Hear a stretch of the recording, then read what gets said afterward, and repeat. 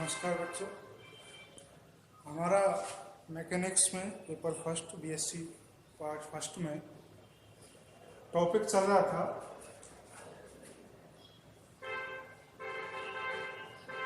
Galilean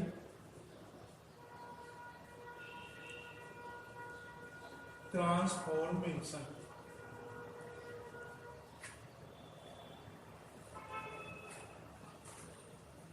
Galilean transformation क्या होता है? जैसा कि हम पिछले लेक्चर्स में पढ़ चुके हैं कि कोई भी दो जड़त्वीय निर्देश तंत्रों में एक ऐसा रिलेशन जो एक ही घटना को व्यक्त करता हो, गैलीलियन ट्रांसफॉर्मेशन कहलाता है। यानी कि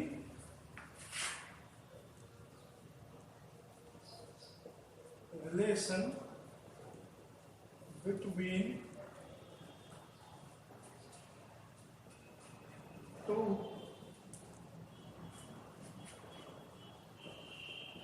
इनर्शियल फ्रेम्स। दो इनर्शियल फ्रेम में एक ही भौतिक घटना के लिए संबंध गैलीलियन ट्रांसफॉर्मेशन कहलाता है। अब तक इस ट्रांसफॉर्मेशन में हमने पहला पार्ट पढ़ा था पोजीशन ट्रांसफॉर्मेशन,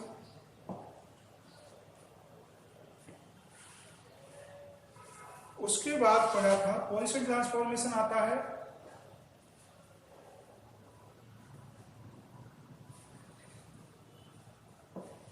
कि आर डैश वेक्टर बराबर R vector minus B T vector. R dash और आर क्या है? ये फ्रेम है, स्टेबल वाला फ्रेम है। ये इसका वाई एक्स अक्ष और जेड एक्स एक दूसरा फ्रेम है जो मूविंग है और ये मूव कर रहा है बी वेग से। इसको एस डैश नाम दिया। तो ये इसका वाई डैश अक्ष हो गया, ये एक्स डैश अक्ष हो गया, ये जेड डैश अक्ष। अब ये पॉइंट है पी और इसके लिए ये आर डैश वेक्टर और यहां से आर वेक्टर, ये ओ डैश। ठीक है, पोजीशन वेक्टर इसका ये आता है, दोनों में अलग अलग आते हैं। उसके बाद हमने किया था डिस्प्लेसमेंट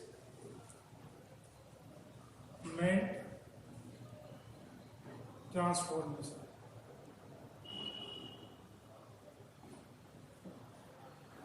इसमें डी और डी डैश वेक्टर बराबर आते हैं। यानी कि कोई भी दो बिंदुओं के बीच की दूरी दोनों इनर्शियल फॉर्म में फ्रेम में बराबर आती है। यानी कि कोई भी दो बिंदुओं के बीच की दूरी कैसी आती है? बराबर आती है। उसके बाद हमने पढ़ा था वेलोसिटी। तो हमने ये देखा था जो सबसे इंपॉर्टेंट ट्रांसफॉर्मेशन था वो यही था, वेग का रूपांतरण। उसमें ये आया था कि बी डैश वेक्टर बी बराबर माइनस बी, ये आया। तो इसका मतलब ये है कि कोई भी दो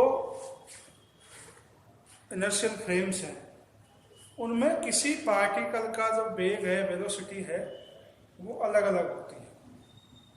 उसके एग्जाम्पल्स भी दिए थे मैंने, जैसे ट्रेन का एग्जाम्पल दिया था। ट्रेन में दो पैसेंजर बैठे हुए हैं और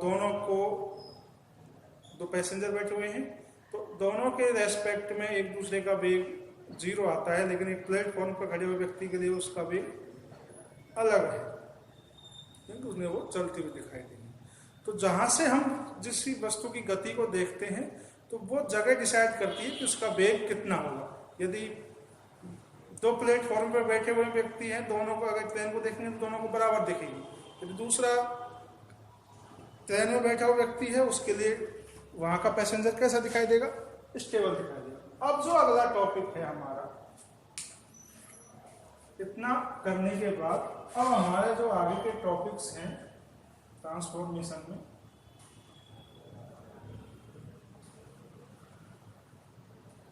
वो है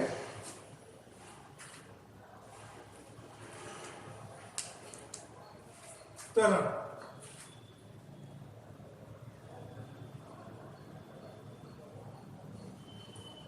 ये शायद 4th नंबर का।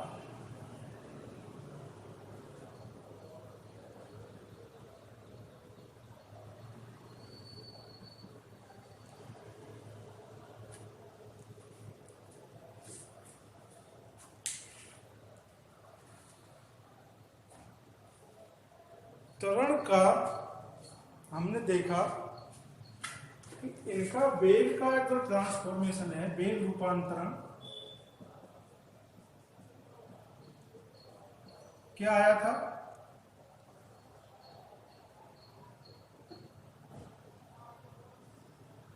B dash vector is equal to B vector minus B, जहां पर बी वेक्टर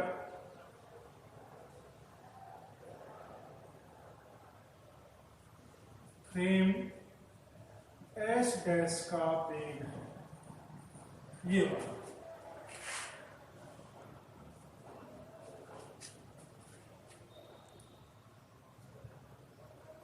तो यहां से हम जानते हैं कि टी डैश वेक्टर बराबर टी, समय का मान दोनों फ्रेम में नियत रहता है। तो समय के सापेक्ष अवकलन करने,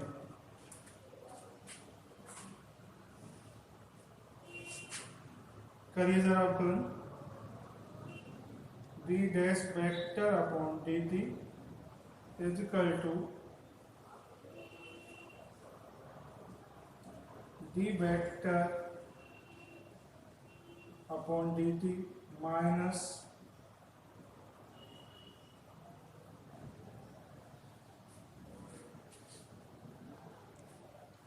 तो यहां देखते हैं कि ये जो हमारा वेग है ये कैसा है? नियत वेग,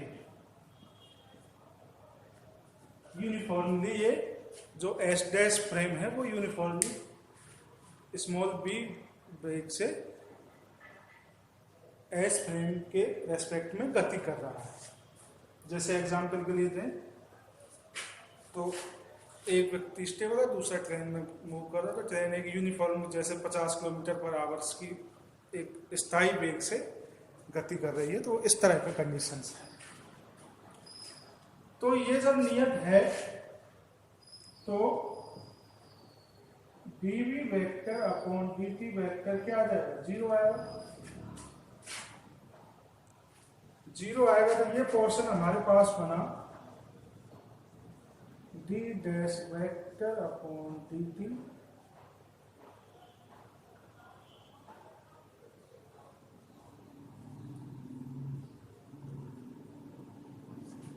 माइनस 0।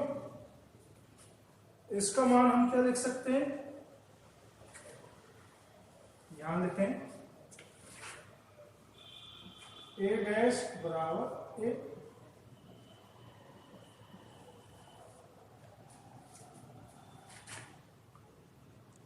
जहां पर इसका मान a डैश आता है, b डैश वेक्टर में चेंज ऑफ वेलोसिटी और ये बी वेग में चेंज, किसके रेस्पेक्ट में, टाइम के रेस्पेक्ट।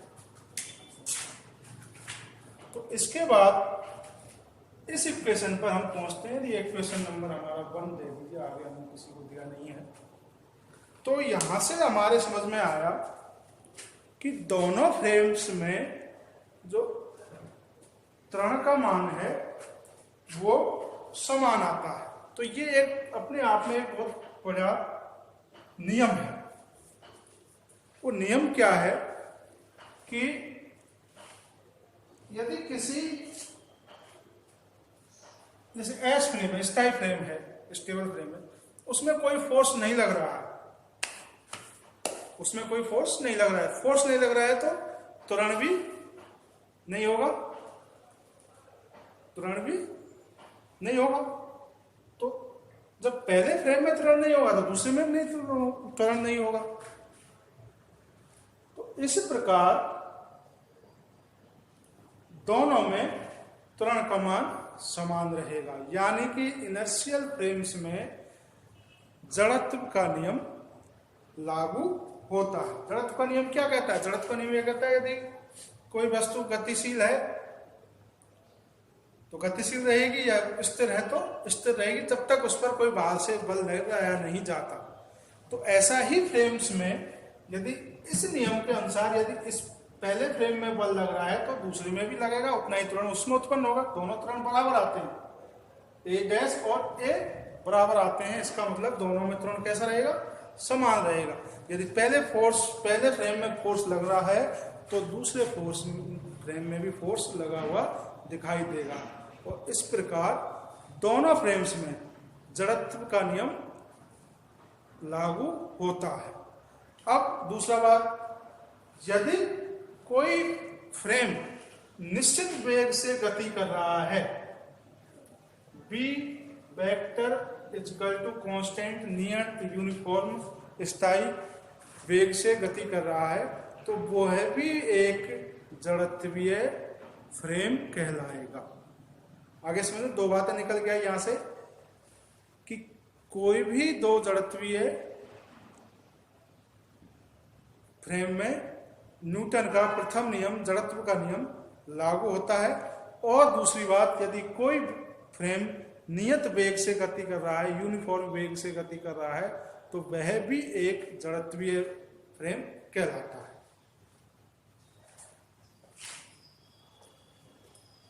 अब इसके बाद इसमें एक टॉपिक और बचा है, अगला इसमें ले लेते हैं। इसका स्क्रीनशॉट ले लीजिए।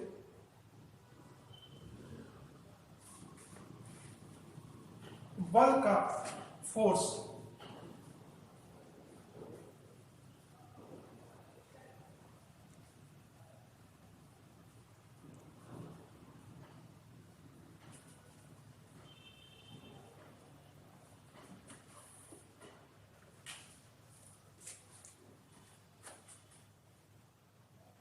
पांचवें नंबर पर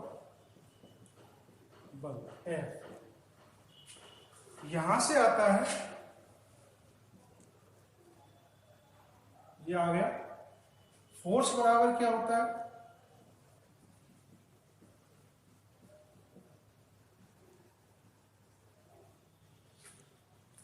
तो यहां यदि कण का द्रव्यमान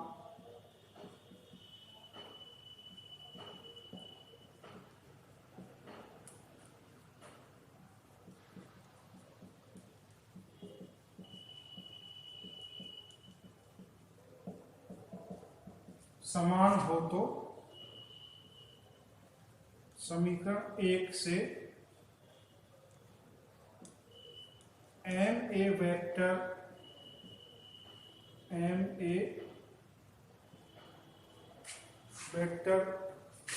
तो एफ डैश बराबर एफ आता है।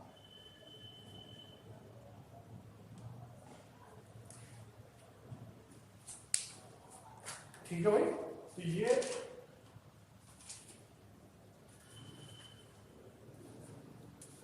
अब अब ये एक नया सेंटेंस निकल के आया कि एक जड़त्वीय निर्देश तंत्र में कोई बल आरोपित हो रहा है तो दूसरे जड़त्वीय फ्रेम में भी उतना ही बल आरोपित होता हुआ हमें प्राप्त होगा। ठीक है। फॉर द एग्जाम्पल, जैसे